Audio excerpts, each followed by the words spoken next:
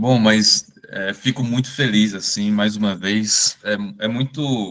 Muita felicidade, assim, Marcos César, aceitar mais um convite, assim, é muita emoção mesmo, assim, porque eu já falei para ele, eu acho que a gente tem que homenagear as pessoas em vida, né? Assim, Marcos César não está tão velho assim para a gente Peraí, não dar me mate homenagem. agora não. Pelo amor de Nós Deus. morremos a toda hora, né? A gente eu estive com o Marcos César desde a graduação, sendo monitor, iniciação científica, bolsa, tudo que vocês podem imaginar, Eu organização de fiz eventos tudo. e até o mestrado, né? Sim, então acompanhar essa minha trajetória, eu acho que tanto o Parresia quanto os cursos que a gente consegue fazer aqui, né, as supervisões, né, e a seriedade no que é a formação do gestalterapeuta, do psicólogo em geral e da gestalterapia, nessa preocupação que Marcos me ensinou muito bem, e eu estou tentando fazer essas inovações contemporâneas, né, junto também, como eu falei aqui, Marcos também, que nunca para de estudar, assim, de olhar para as novas configurações contemporâneas, né, e é muito emocionante sempre estar com ele sempre aceitando esses convites, né? Assim, a gente está sempre junto nessas aberturas, né? E também assim e pensar que essa trajetória toda na gestalterapia, como é importante para mim e até no mestrado, né? Onde essa ideia, né, que é uma ideia genial, que foi ele que me trouxe para fazer esse trabalho, né? Que é a preocupação de autorizar-se e reconhecer-se como gestalterapeuta, que é uma preocupação, eu não sei se tem outra abordagem, Marcos, mas para mim parece que que é a psicanálise que se preocupou com isso, se preocupa com isso, historicamente, né, tanto com Freud e Lacan também, né, e é uma pergunta para se fazer, né, como é que é esse ser clínico gestalterapeuta, né, como é que a gente se reconhece? É só fazer a graduação, né? É uma pergunta que tem uma abertura que talvez a gente não consiga responder, né? Mas é um processo que é um processo formativo e de reconhecimento de pares e, como a gente estava falando aqui, que é uma formação em processo contínuo, né? Perfeito. Então, eu acho que é essa homenagem que eu quero fazer para Marcos César, a importância para o Brasil, né, que é uma das pessoas mais importantes da gestalterapia hoje, e para mim pessoalmente, né, que me deixou esses caminhos e para muita gente também. Então, fiquem à vontade aí com o Marcos César. Obrigado, Marcos. Seja bem-vindo mais uma vez. Eu que agradeço, Eric. Então, brigadão, Eric. Obrigado pelo convite, obrigado pela confiança. Né? Mas acho que isso que tu colocaste é importante ressaltar, né? Assim, uma confiança mútua já de muitos anos. Faltou, por isso que eu fiz questão de dizer ali do grupo de estudo, né? Se o Eric fez parte do primeiro grupo que a gente montou ali sobre o Paul Goodman, né? Onde estava começando ali, 2011, talvez, 2012, por ali, quase 15 anos atrás. E que a gente ainda estava ali, né, assim, tateando e tentando descobrir quem era o Paul Goodman, né? Inclusive, eu sempre faço questão de manter ali né, saiu a nova edição do Fritz Perls e Paul Goodman Duas Faces, mas eu sempre faço questão de manter ali o prefácio original de 2014, né, ali, que eu faço um agradecimento especial a todo mundo que estava ali naquele momento, que era literalmente, hoje é muito fácil, mas era literalmente garimpar, né, assim, textos, traduzir, enfim, trabalho ali grande que foi feito de conseguir os textos do Goodman, de conseguir traduzir esses textos, né, assim. Então já é uma preocupação antiga ali de fazer de pensar esses processos formativos, né, assim, e principalmente a contribuição do pensamento goodmaniano na gestalterapia, que é o que acaba que muitas vezes eu tenho tentado explorar, né. Eu acho que a gente aqui, né, assim,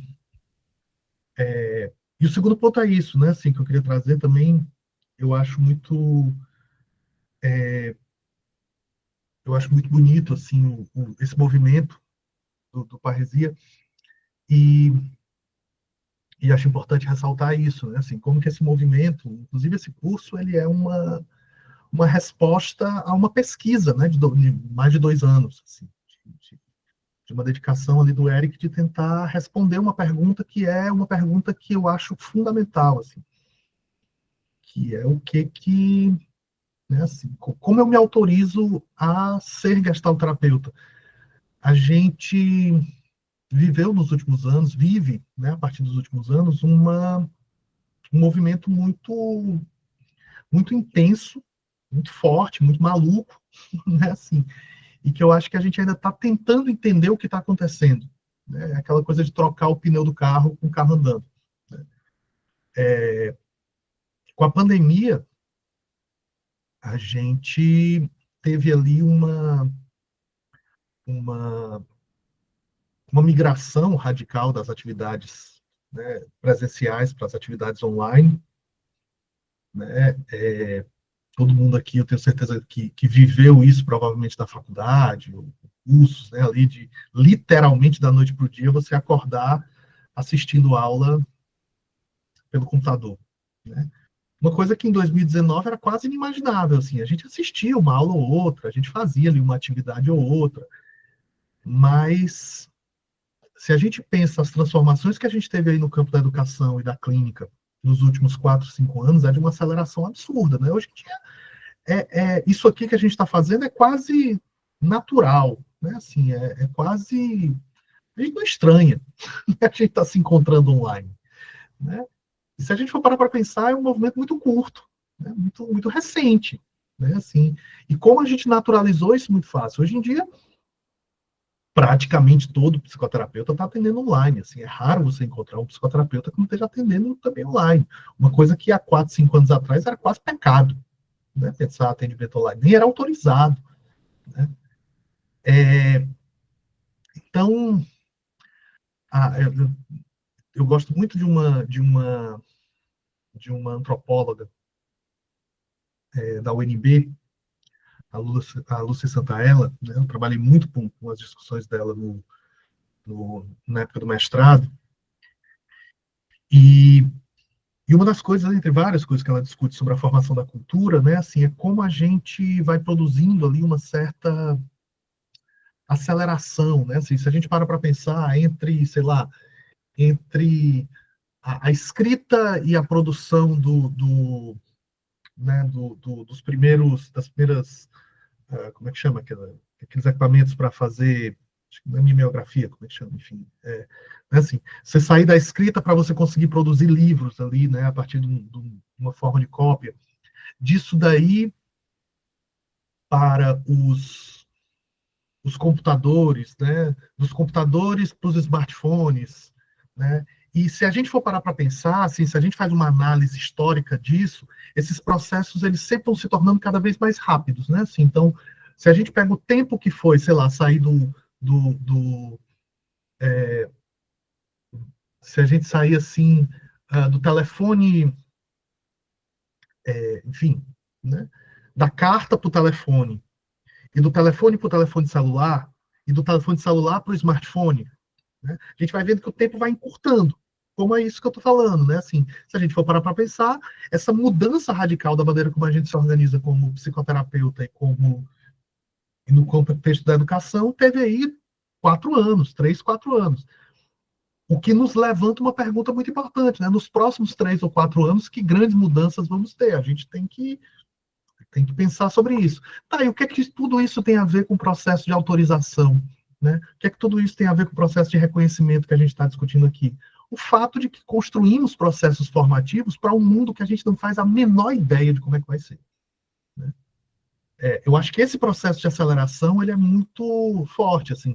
Então, acredito que tem muita gente, acho que conheço algumas pessoas aqui, sei que tem gente que está na graduação, sei que tem gente que está formada, mas eu tenho certeza que quem está formado aqui não foi formado para esse mundo. Né? Não foi formado para atender online, não foi formado para trabalhar, para ministrar aula online. Não foi, entende? Então, e aí isso exige da gente uma pergunta constante, né? Sobre o que configura né, esse mundo que a gente está sendo constituído, mas também abre uma outra pergunta, né, assim, que contexto de sofrimento isso produz? Eu acho que isso entra muito na nossa questão central como gestalterapeutas, né, e para quais características de realidade a gente vai atuar, né, assim, uma questão que a gente tem falado muito, né? Assim, eu vou já retomar isso, quero só lançar algumas provocações e depois a gente organiza melhor. Mas eu tava ontem dando aula falando sobre, e aí trouxeram um debate sobre, por exemplo, o uso do divã, né, do pensamento psicanalítico, dessa coisa de você não olhar para o analista, e como que foi revolucionário a proposta ali da Laura, foi a Laura que propôs isso, né? Assim, sair do divã e trabalhar a psicoterapia cara a cara. Que ela tinha ali uma referência dialógica e tal. E a gente fala muito o quanto isso é revolucionário. Isso ainda se aplica ao mundo online? Né? A gente pode dizer que esse mundo online, nós estamos aqui cara a cara? Né? Talvez não. Talvez seja uma outra coisa. Melhor ou pior? Não, é outra coisa.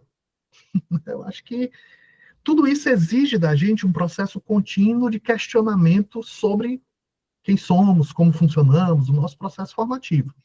Né? Isso que o Eric trouxe é uma questão central, assim, que eu acho que é o ponto que eu queria, né, a partir dessas problematizações, que eu queria trazer para vocês, assim, que é justamente o que significa, que é formar-se enquanto gestalterapeuta, né? O que é autorizar-se. Né? O Eric incluiu, assim, essa palavra, né, que nos textos de gestalterapia não são comuns, né? Mas os psicanalistas têm uma, né, como ele colocou, né, assim, tem uma questão sobre isso, mas que eu acho que no fundo, por mais que a gente não discuta isso propriamente a fundo, é uma questão central, né, que, que é isso, assim, em que momento, né, eu, eu, eu me nomeio como gestalterapeuta? Em que momento eu digo que eu sou gestalterapeuta? É porque eu tenho um certificado? É porque eu fiz um curso no lugar XYZ e aí o fulano de tal assinou uma declaração dizendo que pronto, eu vos declaro gestalt terapeuta, né? Então, o que que nos será que é isso, né? Assim, será que o processo formativo enquanto gestalt terapeuta está atrelado a alguém me dizer que eu sou gestalt terapeuta? Né? Alguém me autorizar enquanto gestalt terapeuta? Ou esse processo passa, antes de qualquer coisa, por um certo reconhecimento de si, né? Por uma certa problematização de si mesmo. Então, eu acho que essa é uma questão central. Né? Nos cursos de formação que a gente ministrava alguns anos atrás, eu brincava sempre no primeiro dia de aula, né, que o curso de formação era uma grande enganação. É assim, por que eu dizia que o curso de formação era uma grande enganação? Porque, na verdade, era um tempo necessário de maturação para você conseguir autorizar quem você é enquanto clínico. Né? Enquanto a gente estiver ali, enquanto pensando que ser gestalterapeuta é copiar a pessoa X, Y ou Z, a gente ainda tem muita estrada pela frente. Né? Mas como eu consigo autorizar aquilo que eu tenho de melhor e de pior, e aí entra uma questão muito importante, né? Como ferramenta clínica, como instrumento clínico. Né? Como que eu produzo o entendimento de que de levar a cabo radicalmente a máxima do Irving da Miriam Poster, né, do Gestalt Terapia Integrada, de dizer que o terapeuta é seu próprio instrumento. Então, somos, né, assim, somos o nosso instrumento de trabalho. Assim, é isso que nós temos enquanto construção e possibilidade de de organização, vamos dizer assim, do nosso, daquilo que pode gerar de fato um processo de transformação e de acolhimento e de, vamos dizer assim, e de cuidado, talvez essa seja uma palavra boa, do sofrimento daquelas pessoas que nos procuram no contexto psicoterapêutico, enfim, no contexto educacional, qualquer que seja, né? Então, talvez essa seja a coisa mais difícil, que eu acho que é isso que eu quero que a gente também, que a gente coloque aqui, né, enquanto possibilidade e reflexão. Né? Assim, talvez uma das partes mais difíceis do nosso processo formativo é esse cascavilhar de si mesmo para reconhecer esse movimento de se colocar perante o outro de maneira desnudada, né? De maneira vulnerável. No Gestalt Terapia Experiência de Campo, eu exploro muito essa ideia de que o nosso trabalho é emprestar nossa vulnerabilidade como ferramenta de emergência do sofrimento do outro. Isso é muito importante, porque, no fundo, o Gestalt terapeuta não é aquele que superou a dor, né? O Gestalt terapeuta é aquele que sabe que dói, que reconhece que dói. E essa é uma diferença ética radical. Porque se eu entendo que. Porque, vejam, eu não me coloco na frente do meu cliente como alguém que diz assim: eu venci, então vou te ensinar o caminho. Eu me coloco frente ao meu cliente como aquele que olha para a dor do outro e diz assim: eu levo a sério isso porque eu sei que dói. Eu reconheço radicalmente essa dor porque eu sei que dói, porque eu sei que é difícil, porque eu, entende? Isso é muito importante, porque por incrível que pareça, a verdadeira condição de cuidado não talvez assim, a verdadeira condição de cuidado é o reconhecimento radical do sofrimento do outro. Uma das coisas que o livro Gestalt Terapia mostra é como nós construímos uma lógica social de repressão da apatia, de negação do sofrimento, né? E que isso, né, assim, se o livro Gestalt Terapia, ele canta a pedra, como a gente diz, né, assim, ele aponta para isso. Em 1950, eles não imaginavam como isso poderia ser muito mais, vamos dizer assim, violento 70 anos depois. Né? De uma sociedade do doping, como vai dizer o Bill Churran, né? De uma sociedade que todo mundo tem que estar feliz, todo mundo tem que ser potente, todo mundo tem que aproveitar o máximo possível do tempo, todo mundo... Ontem eu vi um vídeo, assim, né?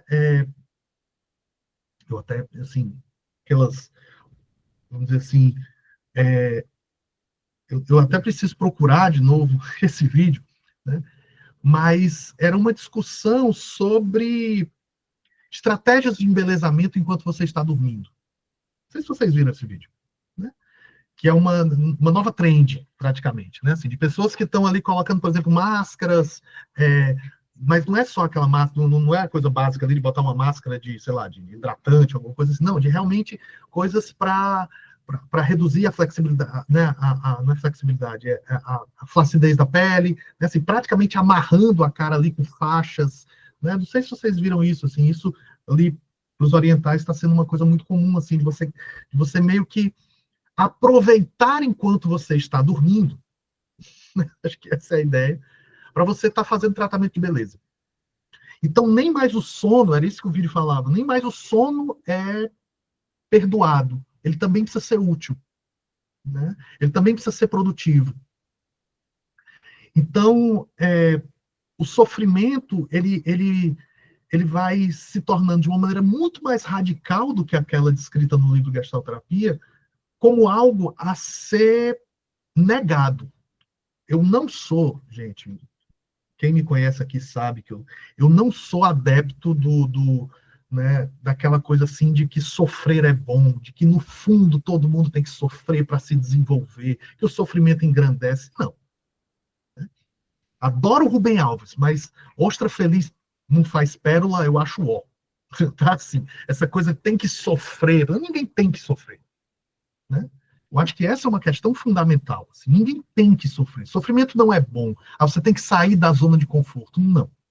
A gente luta muito para tentar chegar na zona de conforto. Ninguém tem que sair. O sofrimento ele não é positivo.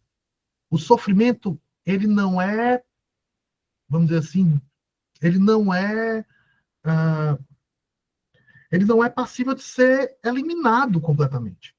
Essa é a questão. Não é uma questão é bom sofrer. É uma questão se sofre. E o que a gente faz com isso? Ora, dentro da nossa lógica social, nega, destitui, elimina. Só que se tem uma coisa que a gente aprendeu com os psicanalistas e com a história, né, é que tudo aquilo que é negado, que não é elaborado, retorna e retorna pior. Essa é a questão. Né? A gente não precisa, né, assim, por que dos psicanalistas e a história? Porque, não, o Goodman fala disso no Nova Reforma. Né? Assim, a história também tem suas situações inacabadas. E isso retorna. A gente não resolveu nossa questão com os povos originários. A gente não resolveu nossa questão com a escravidão. Né? A gente não resolveu nossa questão com a ditadura militar. E isso retorna. E retorna pior. Então, se tem uma coisa que a gente sabe do ponto de vista clínico e histórico, é que tudo aquilo que é negado e destituído retorna e retorna pior. É isso que a gente entende, então, como uma questão fundamental da clínica. A clínica é o espaço, então, que a gente diz assim, peraí, vamos dar ouvido a isso. Vamos olhar para isso que está destituído. Vamos olhar para isso que está negado. Não é vai ficar tudo bem. Né? Não é dorme que passa. Né? O terapeuta é aquele que leva a sério o sofrimento, porque sabe que é ao levar a sério o sofrimento que isso, então, pode se tornar, vamos dizer assim, isso pode retornar em um espaço seguro, e ao retornar em um espaço seguro, ser sustentado para que algo de novo possa, então, emergir. Eu acho que essa talvez seja a máxima mais importante da clínica gestáltica. Né? Uma clínica sem promessa, uma clínica que assume o lugar do risco, e uma clínica que produz, então, um espaço radical de possibilidade de emergência daquilo que é destituído e negado, para que, no encontro com esse lugar de diferença, isso possa, então, produzir algo novo. Uma aposta. Né? Uma aposta de que a novidade, ela sempre amplia as possibilidades. Né? A novidade, ela não é boa, né? Assim, gestalterapia nisso, ela não é uma, né? Ela não é otimista, né? Mas ela é uma aposta de que a novidade amplia a possibilidade. Se antes eu tinha A e B, agora eu tenho A, B e C. Então, o nosso lugar clínico é a criação de um espaço seguro para a emergência da novidade e da diferença. Né? Mas, para isso, exige uma coisa muito difícil, né? Que é a sustentação da diferença, a sustentação do conflito, a sustentação do mal-estar. E essa é a parte mais difícil do nosso trabalho. E é aí onde entra o processo formativo. Formar-se para ser capaz de produzir isso, de produzir esse espaço. De novo, a construção da nossa lógica social é essa lógica sempre de destituição, vai ficar tudo bem, não fica assim, né? Entende? Assim, é sempre pensar um lugar de você negar aquilo que existe, né? Assim, a diminuição desses espaços de sofrimento. Né? Então, é como eu sempre brinco, quem já teve aula aqui comigo já ouviu eu falando isso milhões de vezes. Né? É como eu sempre brinco, que é aquela velha história de grupo. Né? A pessoa começou a chorar, já vai todo mundo ali passando a mão nas costas, vai ficar tudo bem, não fica assim, que é quase dizendo assim, para de sofrer na minha frente que eu não aguento.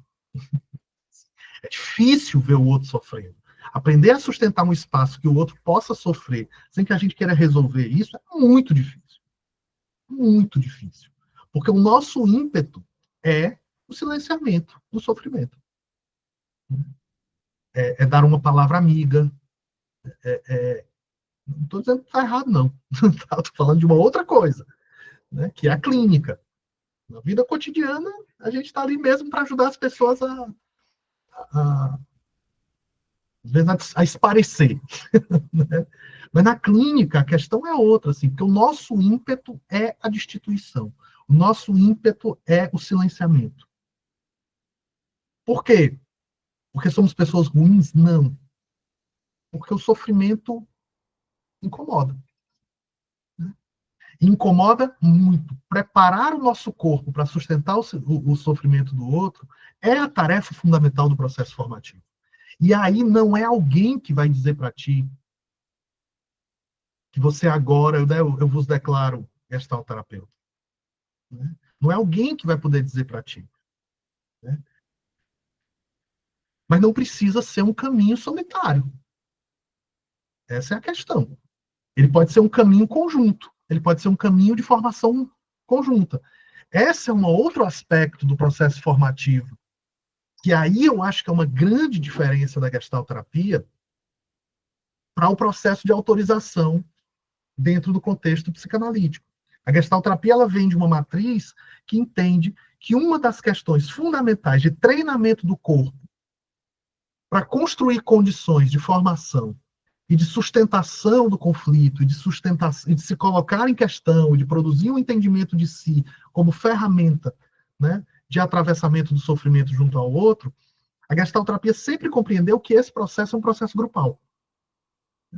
De que esse processo de aprendizado, de formação disso, ele é feito em conjunto. Porque é em conjunto que eu consigo me perceber no contexto relacional. Né? É em conjunto, é na relação grupal que eu consigo, então, me colocar em questão na relação com o outro. Por que que quando o Eric está falando, eu me interessa mais do que quando, sei lá, Beltrano está falando? Por que que quando Isaura fala, me vem uma coisa estranha? Né? Que é uma outra coisa estranha, diferente de quando a Aline fala. Percebe? E aí isso permite que eu possa, então, me colocar em questão frente a isso. Entender a maneira como eu me relaciono com o outro, como eu me sinto demandado pelo outro, como, né, como que eu me reconheço nas diferentes relações. E aí eu posso, então, me, assim, me construir como alguém que sustenta processos relacionais. Por isso que eu acho que quando alguém diz assim, Marcos, então tu é contra a formação? Não. Eu sou contra a ideia de que a formação é que diz que o sujeito é gestalterapeuta a partir de agora. Mas o processo formativo, na verdade, é um espaço comum, no sentido radical da palavra comum, né, assim, de comunalidade, né, de estar entre pessoas, é um espaço comum de construção de uma investigação de si, enquanto a gente vai discutindo teoria. Eu sempre brinco, a discussão da teoria é a desculpa esfarrapada para a gente poder estar em conjunto. Não que ela não seja importante, ela é fundamental. Mas vocês podem assistir esse vídeo no YouTube depois, então a teoria ela pode ser adquirida em outros meios. Né? Mas o espaço onde eu possa me experimentar, me experimentar em conjunto, me experimentar como minhas dúvidas, minhas questões, minhas inquietações, e poder colocar isso num ambiente comum, né? Algumas vezes até enfrentar meus medos, enfrentar minha vergonha, enfrentar, né? Isso que é o ato, porque lembra, gestalterapia é uma clínica do ato. Isso que é o ato de produzir isso em conjunto, isso é o processo formativo. Né? Isso é uma formação. Isso é uma formação. Né? É poder discordar, é poder se inquietar, é poder perguntar, é colocar em ação esse movimento e poder construir isso da relação com o outro, me percebendo nesse contexto relacional. Acho que isso é a grande potência, que aí sim, isso não se faz só. Isso é impossível fazer só. Isso não dá para fazer assistindo vídeo do YouTube. Não se possível. Só passar a palavra aqui para a Isaura. Sim, eu ia falar isso. Eu não sei se tinha visto. Fala, Isaura, desculpa. Que é isso, tu sabe que eu Não, tem problema não, estava tranquilo, esperando você terminar o raciocínio.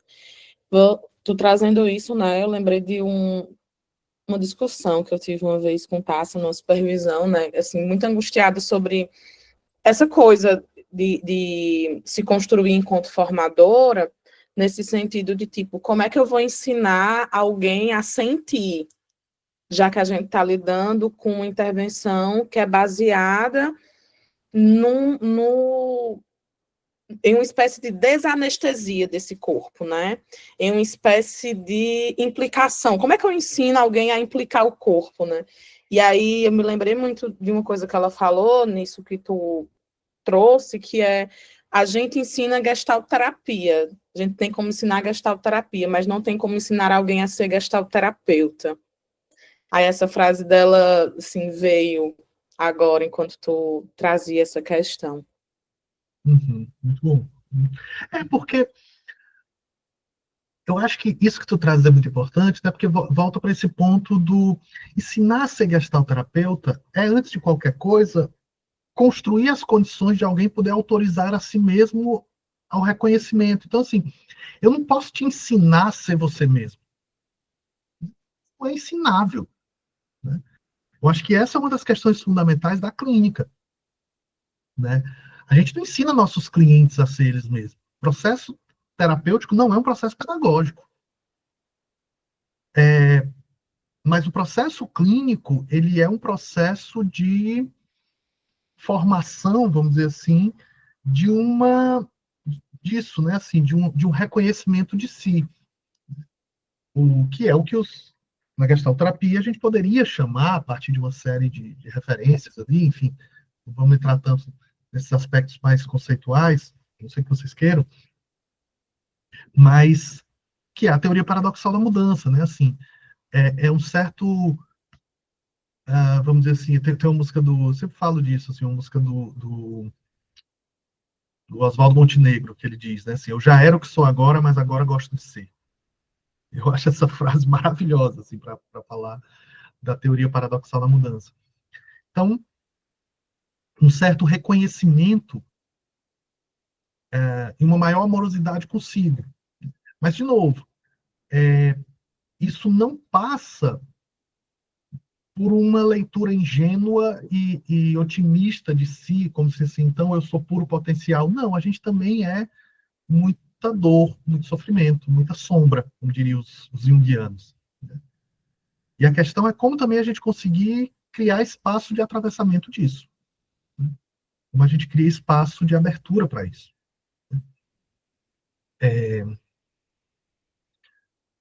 Eu acho que, até antes de tu falar, Isaura, eu ia até fazer uma consideração que eu acho que é importante. Né? Assim, a gente nem combinou aqui um formato, mas eu acho que seria importante, assim, quem quiser falar, né, tiver perguntas, e abrindo aí o microfone para a gente conversar, aquela coisa formal de no final abrir, eu acho meio piegas, né, principalmente para o nosso objetivo e formato. Tá? Então, por favor, né, eu ia justamente, quando tu levantou a mão, explicitar isso, né? Então, até aqui, gente, alguém quer colocar alguma coisa, tem alguma dúvida, fazer alguma outra consideração? Bora. É possível, depois que eu acabei de dizer que, enchendo o saco de vocês, de que o processo formativo passa pela inquietação, não apareçam inquietações. Fala, Larissa. Quando você fala... Você falou várias coisas que eu super concordo e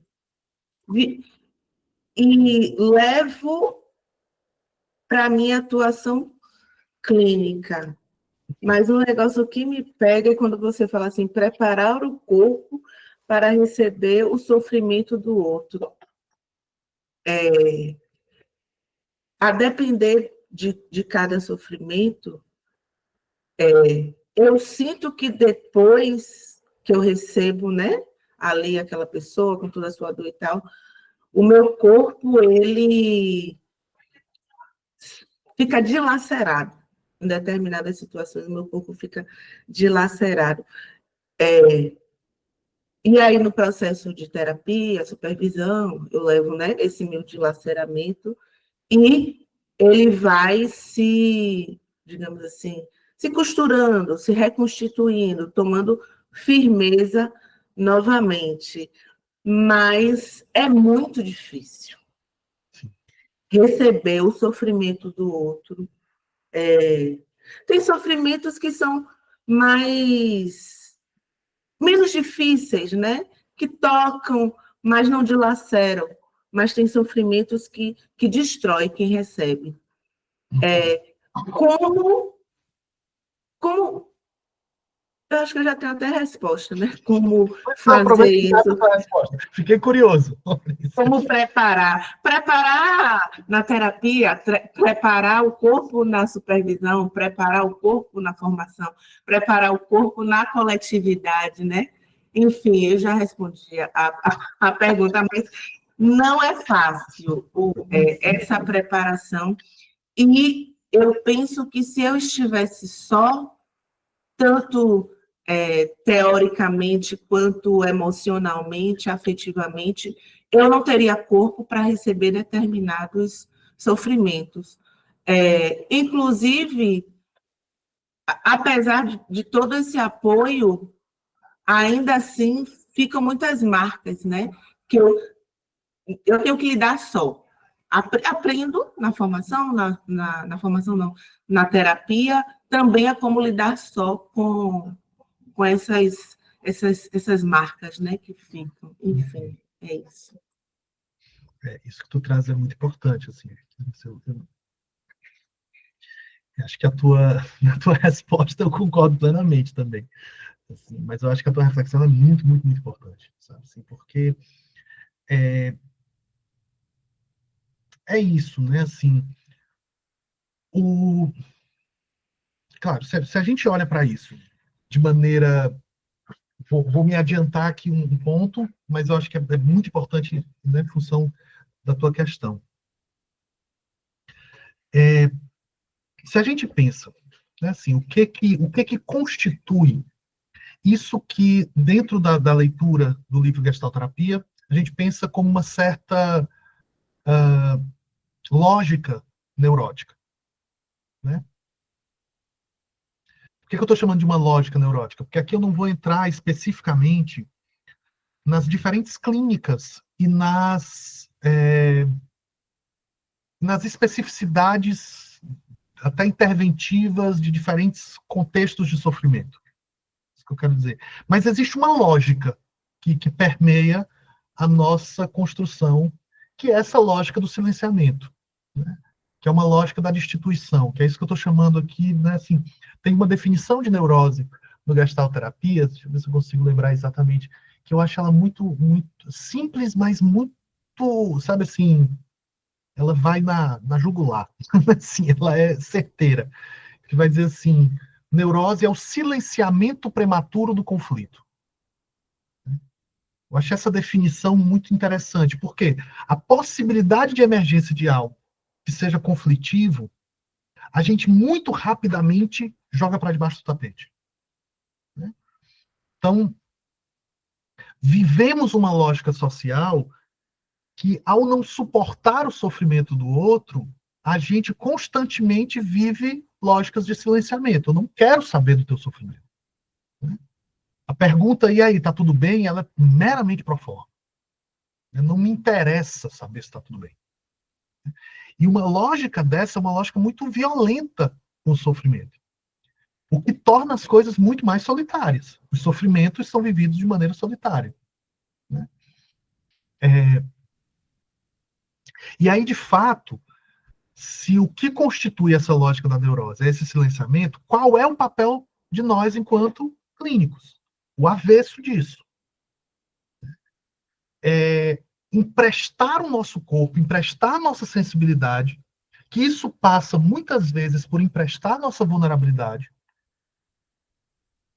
para permitir que aquele sofrimento possa emergir como figura. Só que, O cliente vem de uma lógica, eu estou falando cliente, tá, gente, assim, mas a gente poderia pensar isso num contexto grupal, a gente poderia estar pensando nisso num contexto, sei lá, assim, de uma intervenção numa escola, né? Tô falando aqui o cliente muito mais para uma questão didática. Mas se o cliente vem de um lugar de silenciamento, ela, não consegue, né? Vamos dizer assim, permitir que isso emerja. É aí onde a gente entra. A gente empresta nosso corpo para dizer assim, eu posso ser a caixa de ressonância que o teu sofrimento possa se fazer palavra. Então, muitas vezes, e aí é muito, assim, né, assim, acho bonito isso que tu trazes, assim, por mais que eu sei que bonito no sentido do, né, assim, de novo, sem a ingenuidade da beleza, né?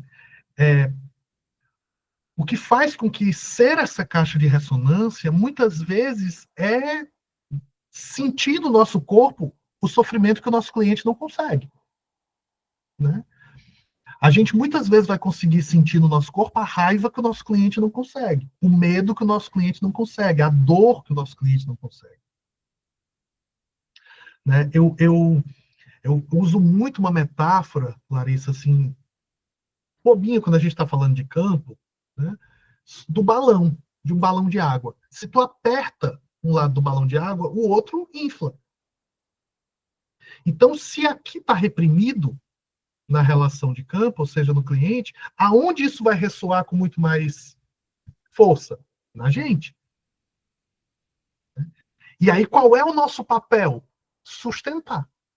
É aí onde está essa coisa que tu trazes, né, assim, que muitas vezes nos dilacera. Porque é sustentar uma dor que é insustentável para o outro. É ser corpo que dá condição para que essa dor, então, apareça, emerja, né? Se torne figura. E aí, quando ela se torna figura, a gente sustenta para que daí, então, possa se criar algo novo. Eu acho que a única posição ética que se mostra na gestalterapia é a posição da sustentação do conflitivo como possibilidade de emergência da novidade. Essa é a aposta gestáltica. Né? Sustenta o conflito para que alguma coisa, então, possa aparecer. Isso serve para a clínica, isso serve para a política, isso serve para a educação. Né? Então, qual é a melhor estratégia para produzir um processo formativo para alguém? Claro que a gente pode pensar uma série de construções pedagógicas, mas isso só vai ser construído na atualidade do grupo, enquanto reconhecimento radical de qual é a tua dificuldade. Né? É essa posição, por exemplo, que tu trazes, Larissa, que é muito importante, de, em um contexto grupal, poder colocar isso como uma questão. Olha, em alguns momentos, para mim, eu me sinto dilacerado. E é difícil. E aí, nós, enquanto grupo, vamos precisar criar condições de cuidar. Como? A gente vai precisar criar juntos. Essa é a questão.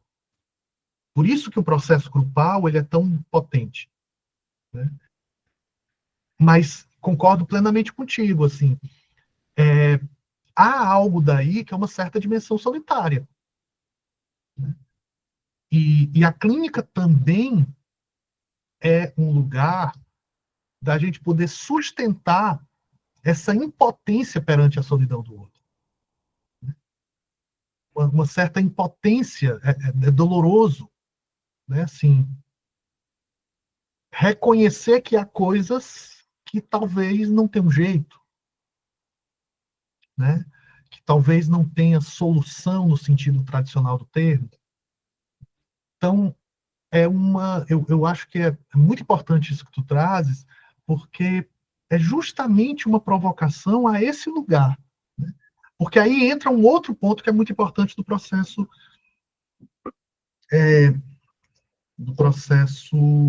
formativo, né? Que é a gente conseguir inverter a questão de o que né? Ora, deixa eu construir aqui o raciocínio, talvez de maneira mais explícita. Se o meu papel como terapeuta é sustentar as condições para que dentro do contexto relacional o sofrimento possa emergir e, com isso, né, se produzir algo a partir da sustentação dele, o meu papel como terapeuta é construir as condições para que isso ocorra. Certo? Assim, o meu papel é dar condições para que esse processo possa se constituir. Né, quando eu estou dando aula sobre Carl Rogers na faculdade, eu brinco muito com isso, assim, né, não é incomum que a gente escute as pessoas dizendo assim, porque meu cliente ele é muito fechado, é muito difícil, ele não fala. É por isso que ele faz terapia. Vocês imaginam um médico do plantão na UTI dizendo assim, vocês acreditam que a pessoa chega aqui doente? Óbvio que chega doente, é para isso que vai para o hospital. Vocês acreditam que as pessoas, né, chegar lá para o Eric, para a Isaura e dizer assim, vocês acreditam que as pessoas procuraram a palestra porque elas queriam saber coisas? É para isso que se vai para uma palestra. Mas eu não consigo falar do meu sofrimento, eu estou muito travado. É para isso que se faz terapia. Então, essa coisa de botar na mão do cliente a responsabilidade, meu cliente não se abre. Quem que tem que dar as condições para que ele consiga falar? Eu. Ele não consegue. Entendeu o que eu quero dizer? Por isso que a gente precisa inverter a pergunta. A pergunta não pode ser o que meu cliente não consegue falar. A pergunta precisa ser o que eu não consigo ouvir. Essa tem que ser a pergunta. Porque senão eu jogo na mão do cliente, da cliente, a responsabilidade de ultrapassar, né? Meu cliente não colabora. Não colabora mesmo. Vamos lá, Palavra da Salvação, Gestalt Terapia, página... Nossa Bíblia. Vamos lá pro página 35, Gênesis. É fácil. Tô no clima do Papa, tá? Temos Papa novo, então, assim, tô em clima de Papa. Mas vamos lá, página 35, prefácio do livro Gestalt Terapia. Eles dizem assim, agora temos um princípio unitário para trabalhar. A perspectiva de sobrevivência do neurótico, mesmo que pareça ridícula para quem olha de fora, exige que ele se torne tenso, que ele censure, derrote o analista e etc. A perspectiva de sobrevivência, olha a palavra que ele está usando, não é porque ele é uma pessoa ruim, não é porque ele é mal, né, mal qualquer coisa. Não é porque ele é uma pessoa difícil. A perspectiva de sobrevivência é porque é necessário. Isso faz com que ele se torne tenso, que ele censure, derrote o analista. Olha que coisa importante que está sendo discutida aqui. Né? Porque meu cliente me botou contra a parede. Isso faz parte do sintoma, da repetição, da dor, do sofrimento. Ele repete isso contigo. E qual é o nosso papel radical? Ser capaz de ouvir. Isso é muito importante. Porque aí quando a gente é capaz, quando a gente faz essa inversão, de que então agora a pergunta é sobre o que eu não consigo ouvir, eu começo então a mudar o holofote para o que tem de errado com o meu cliente, para botar o holofote para mim, para o que eu dou conta. Né? Não é um lugar judicativo, olha, que feio, eu não consigo ouvir isso. Não. Lugar amoroso consigo. O que eu dou conta? Por que isso é tão difícil para mim ouvir? O que acontece comigo que isso me dilacera? Né, Larissa? Sim. De novo, não é o lugar da culpa, pelo amor de Deus. Mas é o lugar do cuidado consigo. Né? Do reconhecimento das nossas condições e de como a gente vai cuidar disso. E aí sim, isso que tu trazes é fundamental. Ter espaços de cuidado. Porque se o nosso instrumento fundamental é a nós mesmos, a gente precisa de espaços de cuidado disso. Quais são os espaços de cuidado? Psicoterapia, a supervisão, né? E os grupos formativos também são espaços de cuidado disso. Né? A teoria, ela nos dá uma sustentação técnica ética que nos permite atuar de maneira muito mais consistente e de maneira muito mais segura, né? Eu sinto que a minha fundamentação está bem construída, eu me sinto mais seguro, eu consigo entender melhor a ética, eu consigo produzir uma ação técnica mais consistente. Mas isso não é suficiente. Eu preciso também ali do processo de supervisão, como uma ferramenta que me ajuda a olhar de fora para produzir espaços de reconhecimento das minhas dificuldades. E a psicoterapia. E é como eu sempre digo, a psicoterapia não é para nos tornar terapeutizados, como então alguém superior que agora eu consigo, né? Mas justamente ter uma maior amorosidade consigo no reconhecimento que se dói. E aí a gente consegue, inclusive, com isso, ter uma maior amorosidade com o outro. O que é que eu quero dizer com isso? É porque a gente sabe que não é fácil, né? Que a gente consegue não apressar o processo do outro. É isso. Porque eu sei que não é simples, é porque eu sei que é difícil, né? Então, isso desenvolve a nossa qualidade de escuta enquanto esse espaço de maior amorosidade e cuidado com o tempo do outro. A gente muitas vezes tende a querer acelerar o processo do outro como uma forma, assim, de tentar dar conta dos nossos processos de aceleração. Mas eu acho que isso é muito importante. Né? Muito importante, muito importante. Que é, então, a gente entender que esse processo formativo é esse processo de nos colocar em questão. Né? Eu tenho, inclusive, ultimamente, tem sido uma coisa que eu tenho procurado explorar cada vez mais. Estou sistematizando, escrevendo sobre isso, inclusive de pensar os mecanismos de defesa neuróticos, radicalizar isso, né? No sentido de que mecanismos de defesa neuróticos como forma de interrupção da nossa capacidade de ouvir, e não como coisas que a gente analisa no cliente. Entende? Isso para mim tem sido muito forte, assim, de tentar fazer essa mudança. Não me interessa, entende? Assim, se o cliente está retrofletindo. Me interessa como eu produzo mecanismos que me impedem de estar presente com o outro. Entende? É essa radicalização que a gente precisa. Senão a gente continua aí achando que clínica é avaliar a outra pessoa e ver o que é que ela tem de errado. E não uma posição ética radical de singularidade. Mas, enfim, aí é outro capítulo. O que mais? O que mais? O que mais? Até aqui, gente.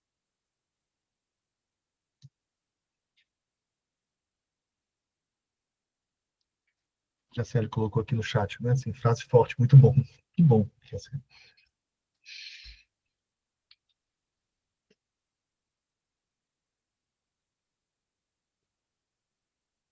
Tudo certo até aqui? Vocês juram para mim, do fundo do coração de vocês? Tá. Então, assim, ó, aquilo que eu falava para vocês no início, né? Assim, historicamente falando, a gestalterapia ela não construiu muito objetivamente um debate aprofundado sobre esse processo de formação e autorização, né? É como eu até coloquei, assim, eu acho que poucas vezes se utilizou o termo autorização, né? O Eric problematizou esse termo na dissertação dele, do mestrado, porque a gente tem dentro do modelo gestáltico muito mais esse lugar do processo formativo, né? Assim, de pensar contextos de formações, né? Que inclusive é uma coisa bem nossa, bem brasileira, diga-se de passagem, né? Historicamente falando, o Fritz e a Laura e o Goodman, eles não desenvolveram muito propriamente um modelo de formação. O que acontecia, principalmente ali na vertente do Fritz, era a construção de espaços de workshops, né? Então, existiam workshops, esses workshops eram desenvolvidos, né? Assim, as pessoas iam meio que fazendo esses workshops, e elas... Por isso que, inclusive, né, vocês vão encontrar essa crítica no Isto é Gestalt, e a própria Laura vai fazer essa crítica, o Isadore Fromm, no prefácio, né, do Gestalterapia, também vai fazer essa crítica, o Gary Onteff, Processo de Diálogo e Awareness, então você vai ter toda uma geração ali que vai trazer essa crítica, de como que a Gestalterapia, assim, ela foi sendo construída muito a partir de uma mistura do pensamento gestáltico com outras coisas, que é o que o Gary Onteff chama de Gestalt-I. Né? Era Gestalt-I psicanálise, Gestalt teoria sistêmica, Gestalt fenomenologia, Gestalt, né? E que a gente ainda tem uma tradição muito forte dessas articulações do pensamento gestáltico com outros campos. Tem um livro chamado Gestalterapia, Teoria Técnica e Aplicação, e nesse livro a gente vê ali muito explicitamente a tentativa de articulação da gestalterapia com outros saberes. Né?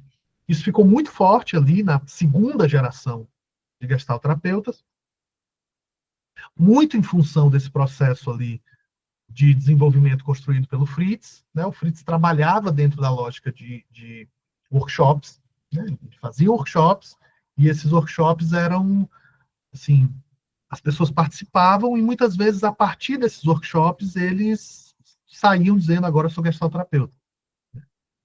Ou então, trabalho com gestalt também, né? Que é essa crítica que muitas vezes vai aparecer. No Instituto Gestalt de Nova York, também não existia ali um programa formativo específico. O que acontecia, né, ali encabeçado pela Laura e pelo Goodman, eram grupos que muito parecia com um processo de supervisão e seminários. As pessoas faziam seminários e existia ali mais ou menos um grupo fixo que assistia a esses seminários, mas não existia ali um programa explicitamente. Né? Como que a gente vai, então, produzir isso? Aqui no Brasil, quando essas ideias chegam na década de 70, elas vêm com essa matriz. Né? Então, aqui no Brasil vão acontecer vários workshops, também com essas construções formativas, e ali na década de 80, mais ou menos, é que o Instituto SEDES, de São Paulo, que existe até hoje, vai propor ali um primeiro curso. Né? Primeiro introdutório de gestalterapia, as pessoas pedem que tenha mais, e aí ele ganha uma forma, né? Ele ganha uma forma talvez mais estruturada. Né? Então, a gente tem ali, durante a década de 80 e década de 90 aqui no Brasil, o início das formações em gestalterapia, que vão ganhando contornos muito específicos, né? Assim, cada lugar vai ter o seu formato. Você vai ter desde formatos quase que 100% vivenciais. Né? Vamos lembrar uma coisa muito importante, os livros base da gestalterapia do início assim, aqui no Brasil, eles demoram muito para serem traduzidos. Né? Se a gente for parar para pensar, o livro Gestalterapia, ele só foi publicado em português em 97, 97, 98, e o Ego, Fome e Agressão só vai ser publicado em 2002. Se você pensa que a gestalterapia chegou ao Brasil na década de 70, são quase 30 anos para que esses livros, que teoricamente são livros base da formação em gestalterapia, né, eles, quase 30 anos depois que eles vão chegar, né, oficialmente. Então, isso faz com que as formações em gestalterapia elas assumam posições muito diversas. Muito diversas. Né? Então, você vai ter muitos cursos que são praticamente 100% vivenciais, baseados exclusivamente em modelo de workshop, trabalho de grupo, formação, né, assim, de grupo e intervenção a partir da lógica de experimentos. A gente vai ter, principalmente na década de 80 e 90, né, uma interlocução muito grande aqui no Brasil de uma gestalt terapia que ela se integra com o pensamento fenomenológico existencial e se integra com o pensamento rogeriano. Então, a gente tem aqui no Brasil uma tradição muito forte de associar o pensamento gestáltico ao campo das teorias humanistas, mais especificamente o pensamento de Carl Rogers. Talvez, não sei, mas provavelmente nas graduações de vocês devem ter visto, se é que viram gestalterapia, aparece muitas vezes junto com as teorias humanistas rogerianas e atrelado ao pensamento fenomenológico existencial. Isso é uma característica muito forte brasileira, por mais que a gente tenha aí uma certa tradição norte-americana que dá sustentação a isso. Mas aqui no Brasil a gente vai ter essa interlocução. Para vocês terem uma ideia, no início dos anos 2000, o Silvério Karlovsky faz uma pesquisa sobre os processos de formação em gestalterapia e do estudo da fenomenologia na gestalterapia, e uma das conclusões que ele chega é que um dos autores mais lidos nas formações em gestalterapia brasileira, um dos pontos da pesquisa dele, é Carl Rogers. Então, no início dos anos 2000, os gestalterapeutas liam mais Rogers do que o próprio Fritz. Então, a gente tem aqui no Brasil uma característica muito forte de uma gestalterapia irmã, vamos chamar assim, do pensamento rogeriano. Inclusive, vários programas de formação em psicoterapia fenomenológica existencial que teria ali um atravessamento do pensamento rogeriano e do pensamento gestáltico, né? Talvez uma das figuras mais importantes que a gente tenha no Brasil dessa articulação foi, por exemplo, Afonso Fonseca, que era um gestalterapeuta e rogeriano de Maceió, que faleceu recentemente. Foi uma pessoa que produziu muito na gestalterapia e também na abordagem centrada na pessoa. O Afonso defendia que a gestalterapia e a abordagem centrada eram abordagens irmãs, né? Elas tinham muito a crescer a partir do momento que houvesse uma interlocução entre as duas, principalmente se a gente entendesse que as duas têm uma fundamentação fenomenológica existencial dialógica. Essa era a posição muito forte ali do Afonso. Então a gente começa a ter mais ou menos uma organização formativa, muito voltada para esses processos vivenciais, entendendo que o trabalho da formação é a construção de processos grupais. É só a partir dos anos 2000 que vai começar a ter um modelo mais, vamos dizer assim, teórico da gestalterapia, e as formações começam a organizar melhor suas construções teóricas. É claro que isso já vem um pouquinho ali da década de 90, já existiam cursos com uma organização teórica mais forte, principalmente quando começam a aparecer as especializações em gestalterapia, que aí o fato de ser uma especialização faz com que tivesse ali um formato um pouquinho diferente, né? Tem uma situação, assim, né? Eu sempre conto isso, do Afonso. O Afonso, a gente brincava que ele era um pirata, né? O Afonso era um cara completamente anti-institucional. Quem conheceu aqui o Afonso sabe o que eu estou falando. Assim. Radicalmente contra a institucionalização. E uma vez eu estava conversando com ele, a gente estava numa mesa e uma pessoa encheu o saco dele, assim, para... Mas, Afonso, tu tem que dar um certificado no final do curso. Né? E ele disse, para que certificado? Eu disse, para que a pessoa possa ter ali algo que prove que ela fez o curso. Aí ele pegou um guardanapo e assinou. Está aqui, ó. Você quer uma assinatura? Toma aqui uma assinatura. Né? Então, assim, você tinha desde posições mais radicais anti-institucionais até os cursos que começam a se formatar no modelo mais tradicional, com divisão de disciplinas, né? Mas ainda muito voltado para esse campo vivencial. Né? No início dos anos 2000, isso vai se estruturando cada vez mais, e a gente vai ver durante essas duas primeiras décadas dos anos 2000 esse processo de apartamento, não sei se existe essa palavra, né? De apartar, de apartação, não sei. Né? A gente vai tendo essa divisão da gestalterapia da abordagem centrada, né? Então começa a ter de novo formações exclusivas em gestalterapia, começa a aparecer mais, não é ter de novo, começa a aparecer mais. Né, antigamente era mais comum se falar de programas de formação de psicoterapia fenomenológica existencial. Então, começa a ter mais cursos de formação em gestalterapia, né? E dividindo ali da abordagem centrada, a abordagem centrada também vai ganhando cada vez mais independência ali. Isso vai aparecer mais durante os anos 2000. Começa a ter uma preocupação teórica maior durante os anos 2000, justamente porque as acusações que são feitas à gestalterapia era de que ela teria uma base teórica fraca. Né?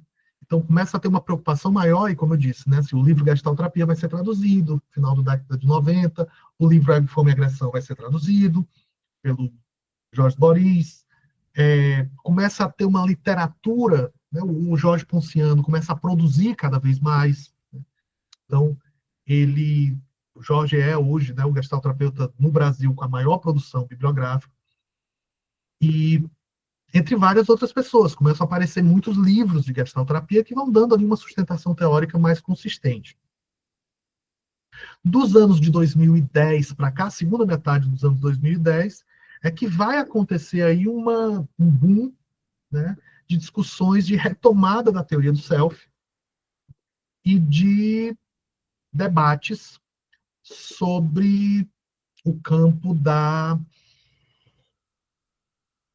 inclusão de um discurso decolonial ou descolonial, a inclusão de discursos pós-estruturalistas, né, e de articulação do pensamento gestáltico com teóricos que não eram tão comuns de serem pensados dentro do contexto da gestalterapia. Foucault, Deleuze, Agamben, a Judith Butler, e também de uma apropriação do pensamento crítico brasileiro dentro do pensamento gestáltico, né? Assim, ou seja, com o que a gestalterapia teria a aprender com Conceição Evaristo, né? Com Silva Almeida, enfim, Jamila Ribeiro e tantas outras, Ailton Krenak, né? Então se começa ali uma tentativa, né, de atualizar o pensamento gestáltico no sentido de construir uma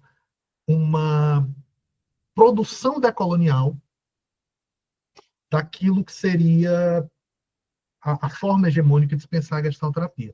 Então, esse movimento ele tem se estruturado de maneira cada vez mais organizada, mais sistemática. A gente tem visto cada vez mais produções que fazem essa articulação, o que abre para a gente, né, isso eu problematizo na nova edição do Duas Faces, se no final da década de 90 e a gente tinha ali uma pergunta, né, assim, o que diferencia a gestalterapia da abordagem centrada e das práticas fenomenológicas existenciais, como a das análises, hoje a gente cria uma nova pergunta, que é o que diferencia a gestalterapia de abordagens como a esquizoanálise e outras construções pós-estruturalistas. Não acho que essa seja uma pergunta fácil de responder, né? Mas eu acho que isso sempre volta para um debate muito importante, que é qual é a espinha dorsal do pensamento gestáltico, o que caracteriza um tipo de pensamento como gestalterapia. Acho que essa é a pergunta central que muitas vezes precisa ser respondida. Então, hoje a gente vai ter um formato e uma construção de modelos formativos em gestalterapia que vão ter uma preocupação, né, com a fundamentação e com a organização teórica de maneira muito mais consistente do que a gente via há 20, 30 anos atrás. Né? Muita gente da velha guarda vai dizer que isso fez com que a gente começasse, então, a negligenciar os processos vivenciais. Então, as formações de gestalterapia teriam, então, se tornado, segundo algumas pessoas dessa posição crítica, teriam se formado como aulas teóricas tradicionais, de discussão de temas importantes, mas que os aspectos vivenciais ficariam ali reduzidos a workshops, né, quando tem. Né? E, como a gente começou por aqui, o início dos anos 2000, a segunda década dos anos 2000, a gente tem a pandemia, né, que vai ser ali uma mudança paradigmática radical na nossa forma de organização, tanto dos contextos educacionais quanto clínicos, o que fez com que as formações migrassem, né, muitas vezes para o contexto online, o que cria uma nova problemática, né, assim, que é como produzir processos formativos dentro desse contexto online. Né? A gente teve uma coisa que é novidade no Brasil, nesses últimos, enfim, também aí nas últimas quase 10 anos, né, menos de 10 anos, que é a criação de uma associação de gestalterapia. Né? Historicamente falando, a gestalterapia brasileira sempre teve uma tensão muito grande. Você tinha uma ala dos gestalterapeutas que queriam produzir a associação e você tinha uma ala dos gestalterapeutas que era contra radicalmente a associação. Mas aconteceu, a associação foi produzida, ela foi constituída, inclusive mais recentemente, justamente em função de todo esse debate da migração, né, das formações para o contexto online, a a ABG, a Associação Brasileira de Gestalterapia, ela vai apontar, então, ali uma orientação, né? Não é uma determinação, mas uma orientação do que seria necessário para que um curso possa ser chamado de formação. Inclusive, em termos de carga horária, de temáticas, de organização dessa questão teórica vivencial, né? Ela vai apresentar ali uma série de diretrizes, né? Que, de novo, é um instrumento orientativo, ele não é um instrumento regulador, né? Mas isso novamente produz essa problematização de novo, né? Assim, o que forma alguém para se tornar gestalterapeuta? O que a gente está problematizando aqui é justamente também uma inversão dessa pergunta, né? Porque vejam que tudo isso que eu trouxe para vocês do ponto de vista histórico traz uma questão sobre o que uma instituição precisa oferecer para que alguém, ao fazer o curso, possa, então, tornar-se gestalterapeuta, né?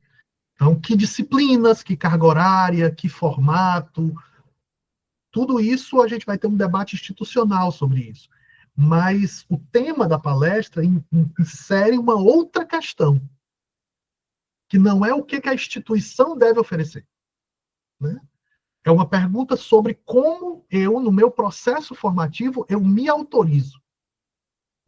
A gente insere aí uma outra pergunta, que é em que momento eu toco o meu corpo e digo assim, sou gestalterapeuta.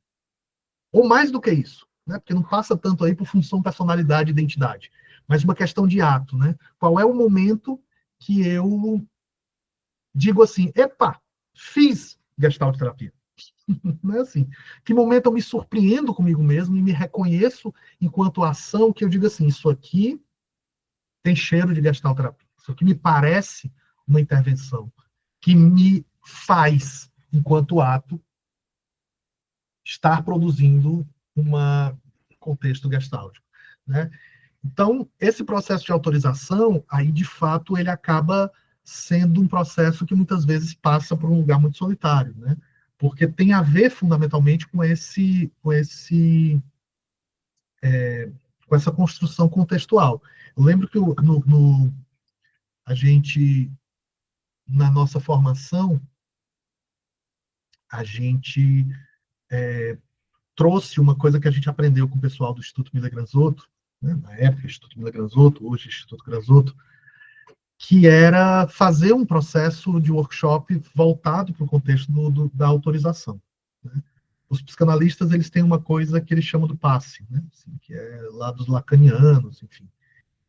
E, basicamente, para os psicanalistas, o processo de autorização, ele passa fundamentalmente por um lugar de solicitar, assim, não é nem solicitar, né? Assim, é de você, frente aos teus pares, defender por que agora você é psicanalista.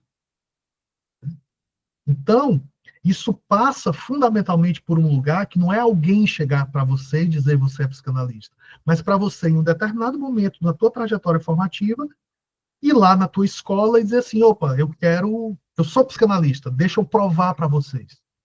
E aí ele vai ali frente aos pares defender o seu processo formativo e poder defender por que então ele se reconhece como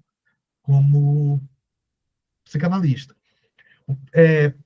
O pessoal da Escola da Ponte, por exemplo, aí vamos sair da psicanálise para a gente ir para o contexto da educação progressista, o pessoal da Escola da Ponte, né, o José Pacheco, ele não trabalha com a ideia de prova. Ele entende que um determinado conteúdo ele se constitui a partir basicamente de duas máximas. Ou eu sei, ou eu não sei. Ele diz assim, não existe um prédio 7. O prédio precisa ficar em pé, senão ele cai. Um prédio 6,5 cai. Assim, um prédio 5 cai. Né? Um prédio 8, daqui a 10 anos cai. Assim, o prédio precisa ser 10. Então, ou eu sei, ou eu não sei. E aí ele diz, então o aluno, ele não tem esse momento que ele diz assim, eu quero, assim, não existe esse momento que alguém vai lá e o testa. Existe um momento que o aluno solicita o professor a ter alguém que reconheça o seu conhecimento, né? Que é, inclusive, o nome de um documentário de várias escolas brasileiras, que não assistiu, eu sempre recomendo, que chama Quando Sinto Que Já Sei, né? Que o José Pacheco diz que é o momento que o aluno, né, isso está no livro da Escola da Ponte, ele diz que em um determinado momento o aluno chega para ele e diz assim, professor, eu sinto que eu já sei. E o professor diz, pois tá, pois me diga. E aí o aluno vai e explica. E aí o aluno e o professor reconhecem mutuamente que agora ele sabe. Mas isso se faz pelo ato de eu me reconhecer como alguém que conhece aquele conteúdo. Não é alguém que está pronto, mas é alguém que banca dizer assim, eu sei matemática, eu sei português, eu sei história. Quer ver como eu sei história? Deixa eu te explicar.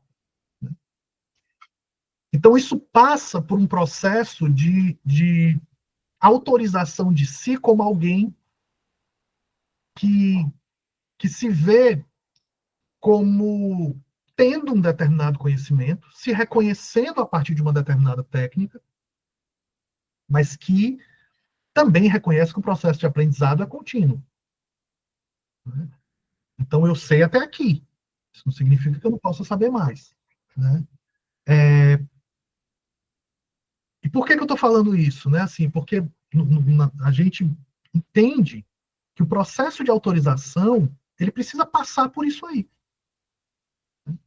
Ele precisa passar por esse momento que a gente consegue, frente aos nossos pares, nos reconhecer. Não porque alguém disse, mas porque eu entendo que, de alguma forma, eu me aproprio desse lugar. E aí vejam como essa apropriação desse lugar passa fundamentalmente para aquilo que a gente discutia no início.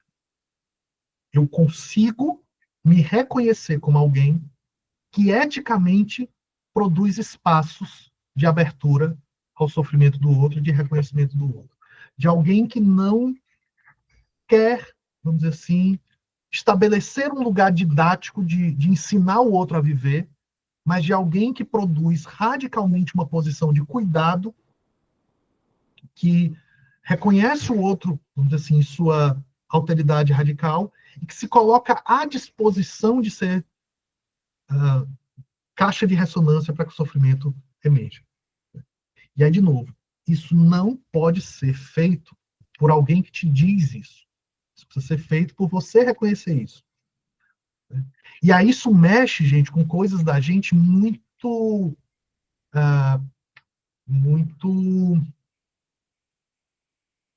vamos dizer assim, muito viscerais. Porque, de novo, a gente vive dentro de uma lógica social que a gente fica esperando o outro a autorização. Como é que eu sei que eu me sinto seguro para fazer a produção desse lugar de sustentação do sofrimento do outro? Ah, porque o Eric disse que eu posso. Entende? É assim que a gente pensa a nossa lógica. Bancar o nosso desejo, bancar o nosso, né, o nosso lugar de autorização de si é muito difícil.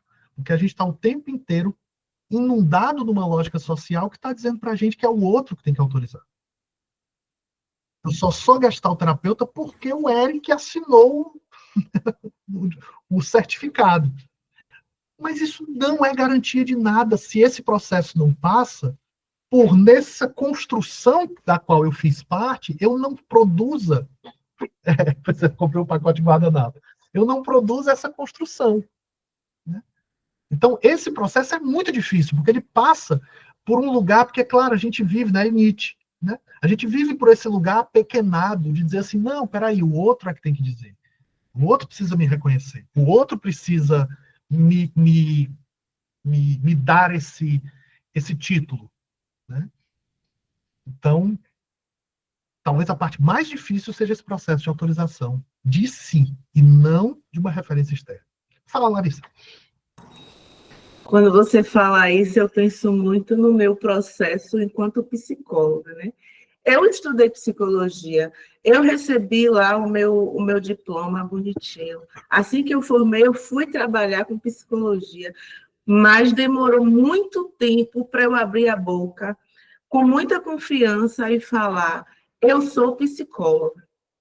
Porque não foi as teorias explicadas, né, por cada professor, ou os estágios que eu participei ali naquele pequeno espaço de tempo que me fez sentir isso, mas foi o cotidiano onde eu me dedicava a estudar, e me dedicava ao outro, e me dedicava a mim mesma, né?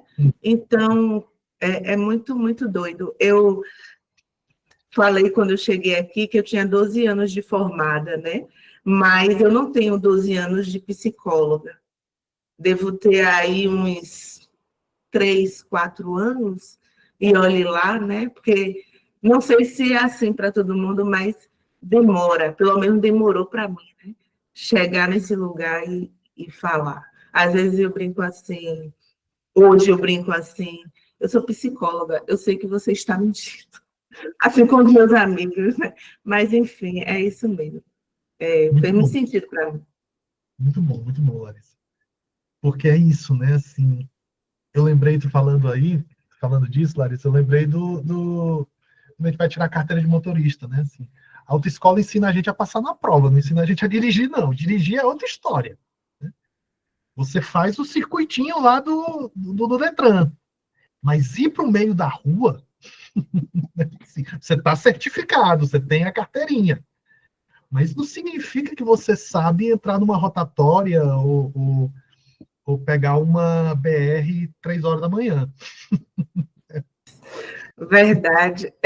Aconteceu um episódio onde eu dei uma orientação a um colega de trabalho, educador social, sobre como ele deveria proceder diante de uma pessoa psicótica. E aí ele me questionou sobre a orientação. No momento que eu escutei aquilo, eu pensei assim, desculpa o termo, gente, caralho, eu sou psicóloga, e um educador está questionando a minha orientação de como proceder com esse sujeito, e isso foi um sábado à noite. Eu me vesti não, botei o chinelo e peguei um Uber para ir para o abrigo, fazer manejar como tinha de ser feito o manejo com aquele sujeito.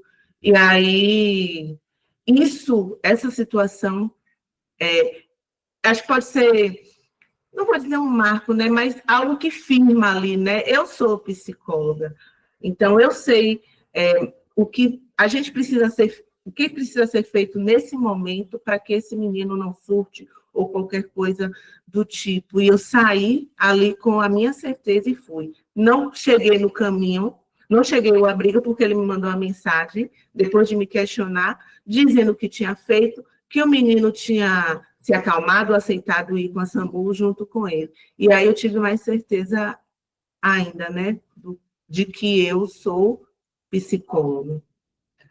Isso, ó, eu quero pegar isso que você está trazendo, Larissa, para ressaltar uma coisa que eu acho que é muito importante também, né? Porque, vê só, eu acho que é aí onde entra, eu particularmente, tá, gente, é minha posição, enfim, tudo que eu estou falando aqui é minha posição, né? Pelo amor de Deus, mas convenhamos. Eu não sou adepto, né? Me conhece, o famoso quem me conhece sabe. Essa frase não tá muito boa nos últimos, não está sendo muito bem usada, né, nos últimos anos. Mas eu não sou adepto dessa história de que gestalterapia é um estilo de vida, é um modo de viver, né? Não, gestalterapia é uma proposta clínica entendida como uma clínica ampliada, que, claro, é uma lógica de entendimento e de produção, de construção de si e da relação com o outro, que modifica muita coisa da gente, né? O nosso processo formativo faz a gente, né, se tornar, enfim, gera muito efeito. Mas eu não sou adepto dessa coisa assim, de que, né, assim, gestalterapia é um estilo de vida.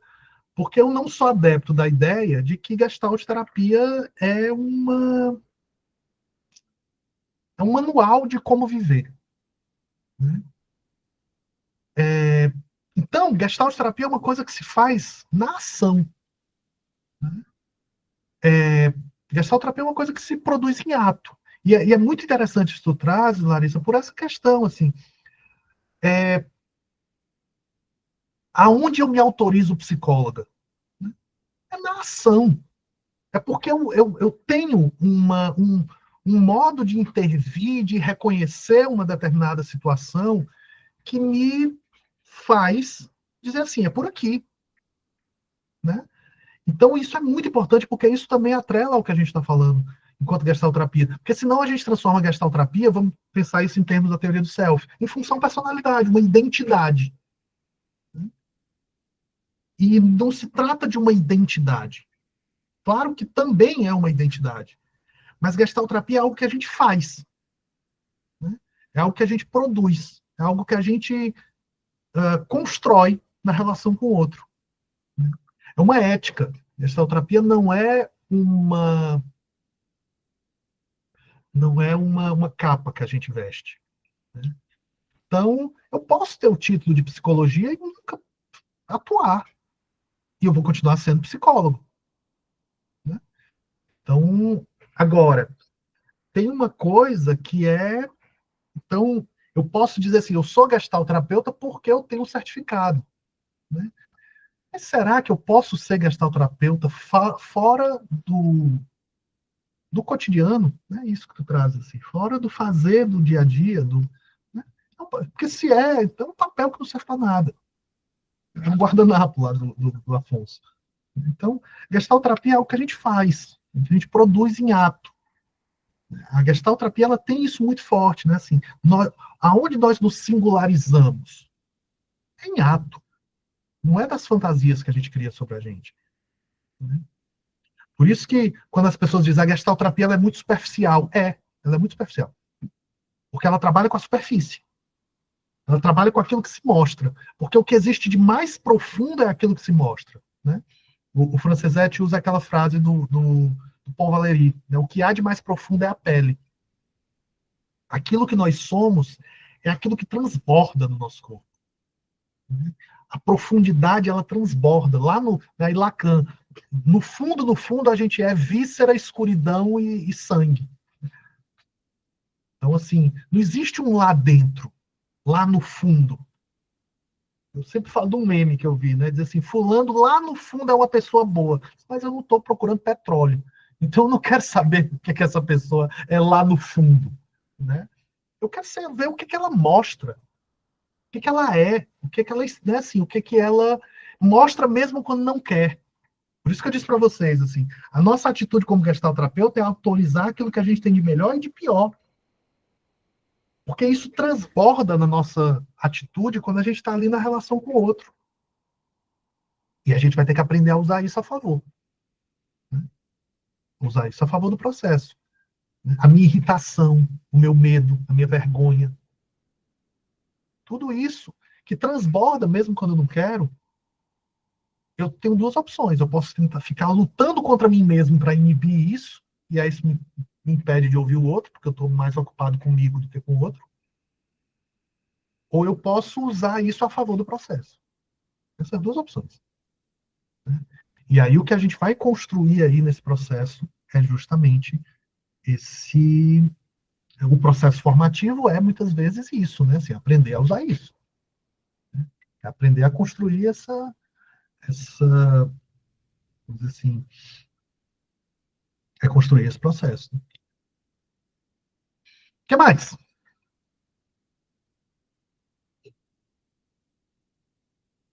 Bora, quero ouvir vocês, saber o que está ressoando aí.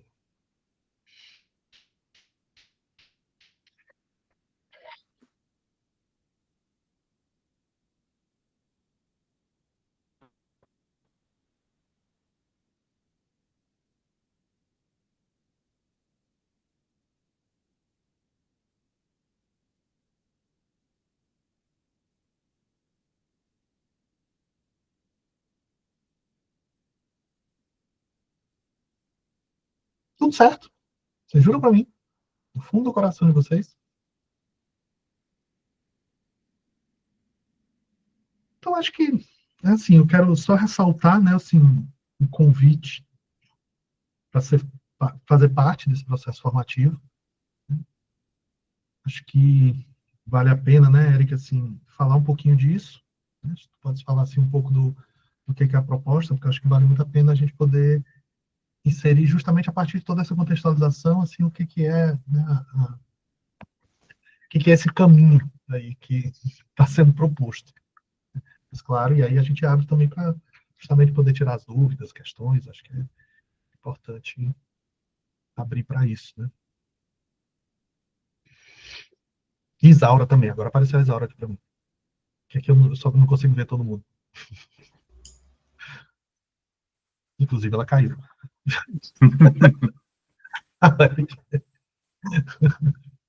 eu ver se ela voltou.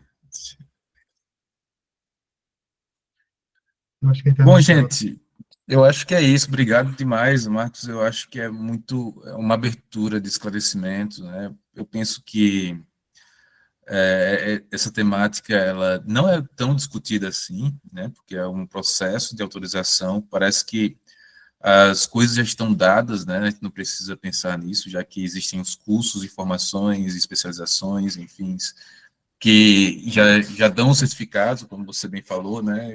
E isso já formalmente, numa função de personalidade, já identifica você como formalmente um gestalterapeuta. Mas pensar sobre o próprio processo, ele se faz muito importante, assim, até porque nós estamos instigados com essa pesquisa, né? E então essa abertura é muito importante para que a gente possa pensar nesse processo clínico, né? E eu queria saber também assim, de vocês, o que é que se vocês têm alguma dúvida, quais foram as questões que ficaram, né, assim, como foi essa experiência de 2 horas nessa apresentação, para que a gente possa falar um pouco sobre, né, como é que vocês estão também como gestalterapeutas, ou futuros gestalterapeutas, e ou então como é que está o processo pessoal depois de ouvir isso, né?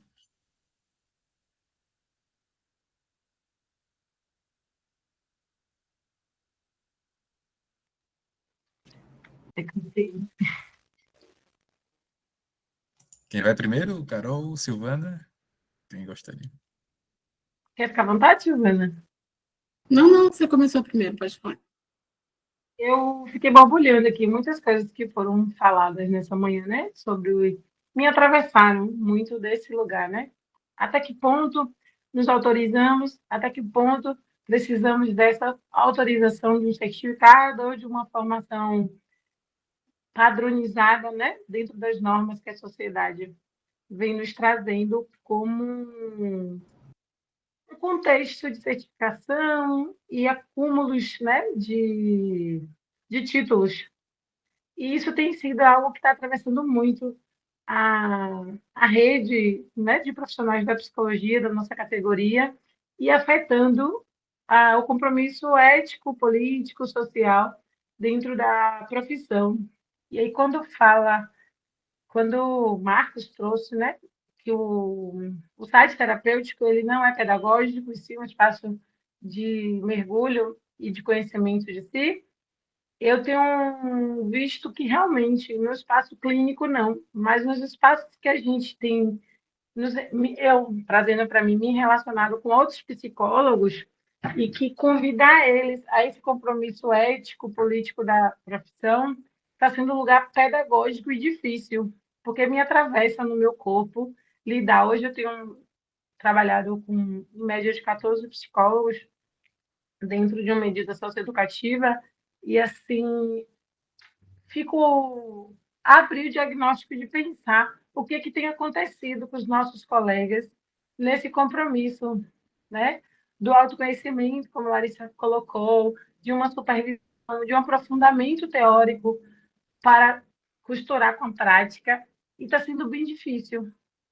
Está sendo um desafio. E acho que quando eu busquei participar dessa aula para poder fazer, né, a tomada de decisão se ia dar continuidade no processo formativo, eu me dei conta que foi exatamente essa lacuna que eu estou no conduzir de estar com esses profissionais e fazer ou provocar, seja uma questão pessoal, ou profissional, ou até mesmo pedagógico, para poder atrelar melhor o nosso trabalho e alinhar junto. Mas me mobilizou bastante nesse pensamento. Não sei se eu consegui colocar o que de fato eu estou querendo explanar, ou se é a minha dúvida de como me colocar melhor, não só como psicóloga, mas também desse campo acolhedor, de estar com o outro, né? Não só os meus clientes, mas do lugar de estar com meus outros profissionais, meus outros colegas profissionais de mesma categoria, que têm mostrado uma fragilidade no seu conhecimento teórico e ético da profissão mesmo, porque chega a situações de negar-se, de pontos como você trouxe, né? A pessoa está difícil, a pessoa não fala. E realmente, se a pessoa fosse fácil, não chegaria. Não estaria no contexto que eu estou fazendo o recorte, né? Socioeducativo, não estaria cumprindo uma medida de internação por conta de um ato infracional. Então, como seria fácil? E aí a gente tem lutado a partir de um núcleo de saúde mental, que é que eu faço parte, evitar a medicalização do sintoma. E aí, acho que agora eu vou conseguir chegar no ponto que está sendo o meu desafio, é trazer nas perguntas elucidativas o porquê da medicalização do sintoma, que é aquele comportamento esperado ali naquele contexto. E aí tem atravessado no lugar pessoal desses profissionais. E está sendo bem desafiador para mim tratar desse lugar que eles estão levando para o pessoal e de que é o compromisso de fazer essa avaliação, de não medicalizar, do autocuidado, do cuidado ampliado, da proteção integral. E é sobre isso. Então, assim, me ajudou a pensar, né? E fazer essa provocação, trazer como pergunta. Se fosse fácil, eu não estaria aqui. Se ele falasse, não estaria aqui conosco. Se comunicasse com mais tranquilidade, com mais leveza, não ia chegar para a gente. Talvez vai ser quando eu for atravessada do incômodo, da dor do outro, é o que eu vou levar de referência desde já dessa aula. Porque ficou uma pergunta simples, mas que marca aqui e agora, do que pode estar mobilizando nos meus outros colegas e eles não conseguem elaborar de forma mais explícita qual está sendo o desafio de conduzir a intervenção, o acolhimento, ou falar sobre aquilo que uma formação, né, da graduação da psicologia, os princípios básicos já falam, de formações outras que os currículos deles mesmos revelam que faz, e cadê, né? Talvez junto com eles, fazer um trabalho de se autorizarem, se estarem mais confiantes no conhecimento prévio que eles têm, e a gente fica tão amedrontados de afirmar-se profissional, até mesmo por um questionamento, Larissa deu um exemplo do educador social, de que, como assim essa intervenção? Então, foi muito bacana, muito obrigada. Sim, saio ainda mais convidada a mergulhar-me no meu processo, na minha responsabilidade, no conhecimento ético e atrelar cada vez mais o conhecimento teórico e prático. Acho que é fundamental. Muito obrigada. Muito obrigada, Lari, pelo convite. Ah, Carol, eu fico muito feliz assim escutando, né? Para nós o intuito maior é justamente proporcionar questionamento, né? E para nós faz muito sentido o primeiro convidado ter sido o Marco César, porque para nós, né? Primeiro porque a gente ama o Marco César.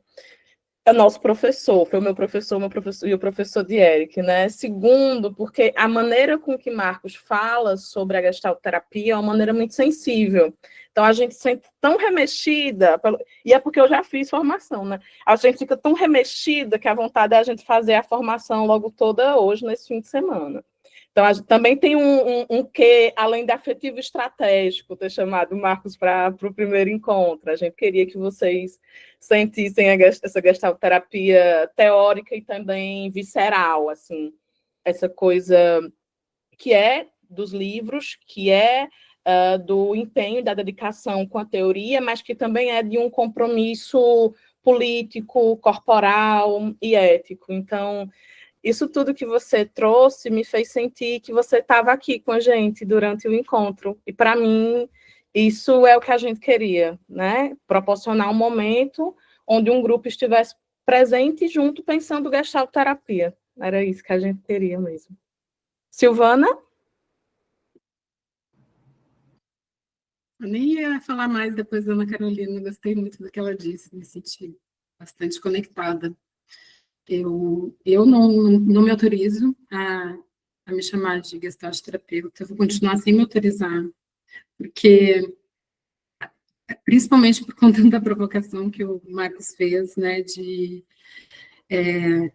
sentir, eu não sinto que eu sei, e é uma coisa que talvez eu fico pensando, talvez eu nunca sinta, porque é tanto que aprender, é muita coisa que aprender, mas ao mesmo tempo, eu consigo, eu tô me sentindo uma psicoterapeuta boa o suficiente para os meus clientes.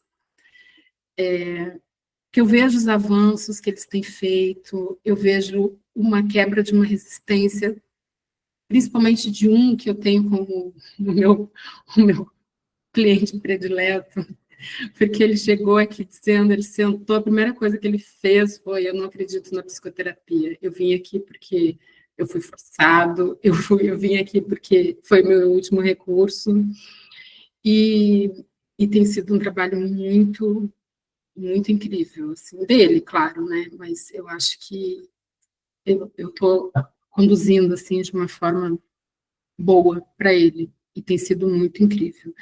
Também tem muito a ver com o meu estudo, porque é uma pessoa enlutada, então tem a ver com o meu percurso no estudo do luto, né? Que é uma coisa que eu ainda não consegui fazer, foi esse casamento, assim, da Gestalt com o luto, mas esse casamento existe. Eu agradeço a oportunidade, eu vou precisar atender o telefone aqui, que eu estou esperando, tem uma urgência, tá? E sucesso, e muito obrigada, e a gente se encontra à tarde.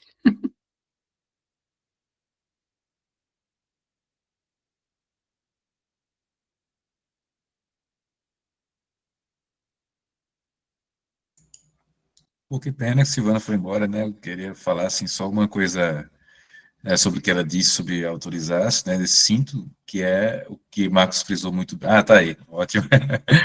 Que você me lembrou de uma coisa, assim, é uma ideia fenomenológica, né? Que a gente pensa que a gente é indeterminado, claro que você vai pensar numa identidade, na sua personalidade, como um gestalterapeuta, né? Para fazer essa abertura.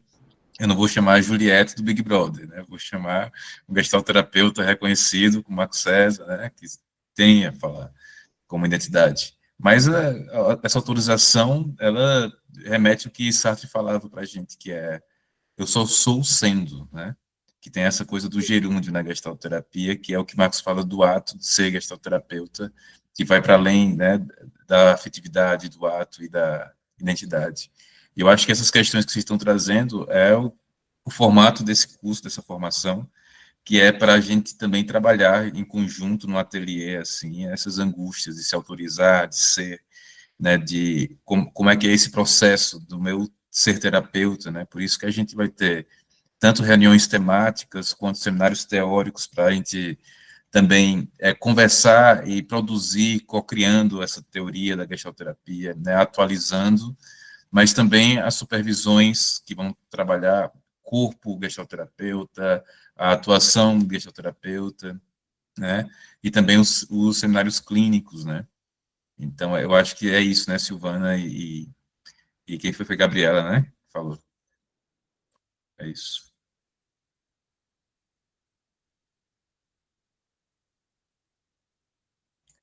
Tem mais alguém que gostaria de falar?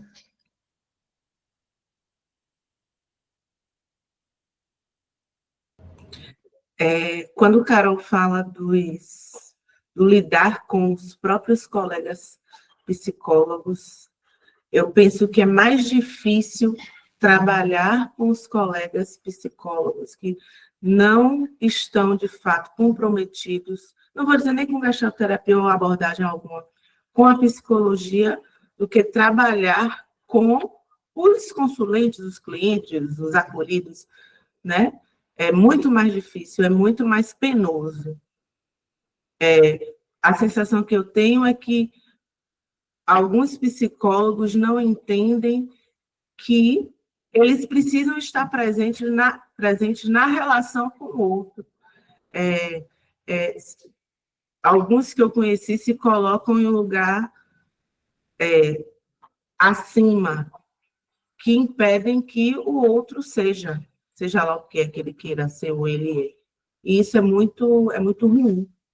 É muito ruim trabalhar com profissionais que são dessa forma, né? Que estão dessa forma.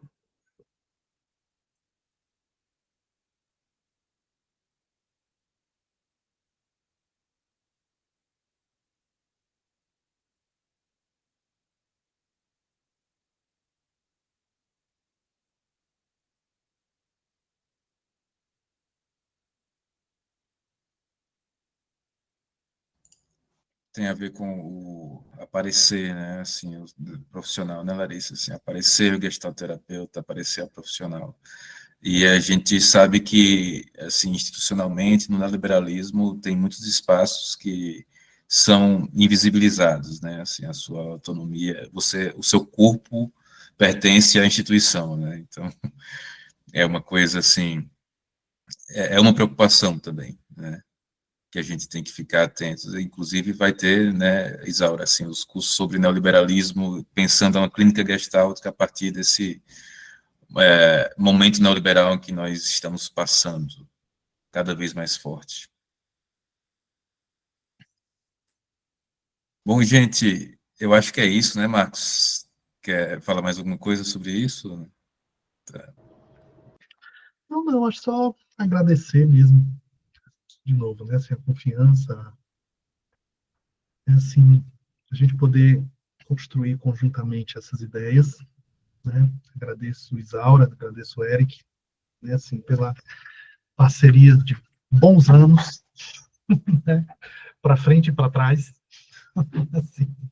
Então, quero agradecer mais uma vez, assim, a gente se encontra novamente por aí, mas, assim, também desejar aí um excelente percurso para todo mundo, né? Qualquer coisa eu estou por aqui, vocês sabem que é fácil me encontrar, aí digo isso para todo mundo.